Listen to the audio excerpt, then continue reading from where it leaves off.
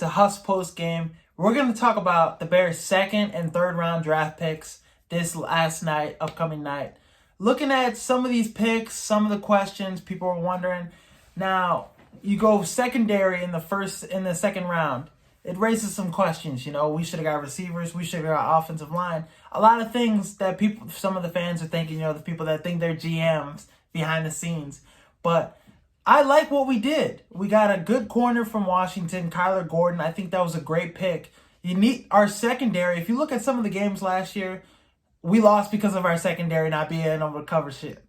First game, Rams. Dude, Matthew Stafford almost had damn near 400 yards passing. Dudes were getting beat deep. Kendall Vindor was our starting second corner opposite Jalen Johnson. So that raised a lot of questions. Over free agency, we got to Tavon Young. And then the tight end eraser from Tennessee, that was a good pickup. So I think going in the draft, our weakest need, possibly, receiver, offense. Everybody, if we don't go offense, people say Ryan Poles doesn't like Justin Fields. They hate Justin Fields kind of thing. But I think looking at some of the picks we got, Kyler Gordon, great pick. Another Pac-12 great corner, Jalen Johnson from Utah, Thomas Graham from Oregon.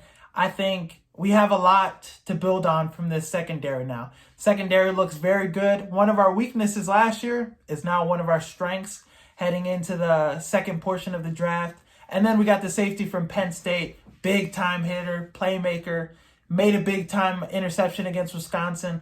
I think he might get the starting role opposite of Eddie Jackson. So I think another secondary move. It's nice. I thought it was a great pick, but he's a great player, nothing against him.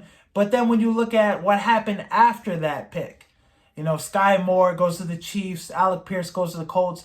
All the receivers we were in conversations with, all the receivers we were trying to get, that was out of the window now. So it's leaving you left with who are you going to pick up now with the third round pick. So now talent is leaving. A lot of players are gone. Nakobe Dean, Malik Willis, they're still surprisingly going to be there in the third round. But we don't need a quarterback. Nakobe Dean, he's fallen. I would have loved to pick him up, but he's falling for a reason. He's got that pec injury, which was crazy to see. You got these kind of talent in the third round, guys that were going to be in a lot of mock drafts in the first round. So that was crazy to see. I was on board with picking up Nakobe Dean, but he went to Philly. So going to get a talented receiver from Tennessee, and I think it's a guy that you give the ball to. He's going to find the end zone. Look at some of his highlights. 4.32, 40-yard dash at the combine. So this is a guy with speed, a guy that will do great in our offense. But it was a guy that I feel like it was a reach. I think he would have been there in our fifth round pick, or maybe sixth round. We get deep in the draft. I think he was a guy that was going to be there. It made me feel like we're doing New England Patriots type shit, because the guy from Chattanooga, he was going to be there second, third round. The guy, Tyquan Thornton, he was going to be there in later rounds. That was a guy I was very high on the Bears getting.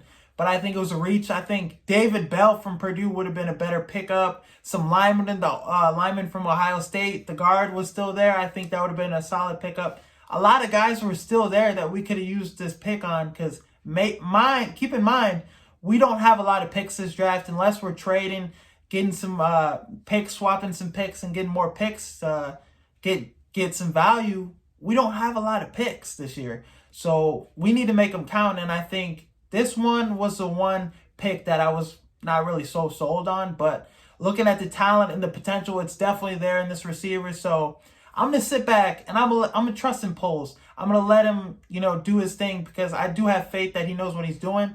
I'm not no fucking GM. So I'm going to have faith in the direction he's taking us. All in all, I give this draft a grade C, because the two first picks were strong, but the last pick, some could say, was a head scratcher. The potential is still there, but there's still a lot of questions, a lot of what ifs about if he's going to be good for the scheme, if he can be potentially a wide receiver too. Because Byron Pringle, the guy that we have right now as a wide receiver too, was doing donuts. That's never good. Guy getting arrested kind of thing. Looks bad, but I liked how Poles stood up for him. But going forward, I'm just going to continue trusting Poles. I'm excited to see what he does with these next picks and these later rounds, possibly even get us some more picks and make some trades, swap some picks, because I want to see this team get more talented, because what else are we going to look forward to? It's a rebuild process. And we got to understand that too as fans. They're rebuilding. Although we want Justin Fields to have as much as possible, we're rebuilding this thing from the beginning, So it's all about the team going forward, not just, the quarterback position and his resources, because defensively we got to be just as good as we want to be offensively. But I would like for Poles to make some more moves offensively, beefing up that offensive line. But let's see where he takes us in this next day in the draft. As always, peace.